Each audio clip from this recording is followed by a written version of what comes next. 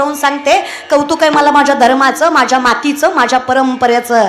माझ्या हिंदू धर्मातलं ज्ञानोबा तुकोबाला मानणारं शेतकऱ्याचं पोरग मध्यरात्री अर्धनग्न पोरगी जरी त्याला दिसली तरी त्याचे संस्कार इतके प्रबळ आहेत, तो तिला तिच्या माय बापापर्यंत सुरक्षित पोहोचवणार हा विश्वास मला माझ्या मातीवर आहे. आमची पोरं वाया जात नाही तो पटकन. 100 एखादा वाईट असला म्हणून तुम्ही 99ला नावं ठेवू नका. विनोदाचा भाग वेगळा आहे, पण आपली पोरं आपल्यासाठी जीव घाण टाकतात. सांगा ना मला, आर्मीत भरती होणारी शेतकऱ्याची असतात का जागीरदाराची असतात?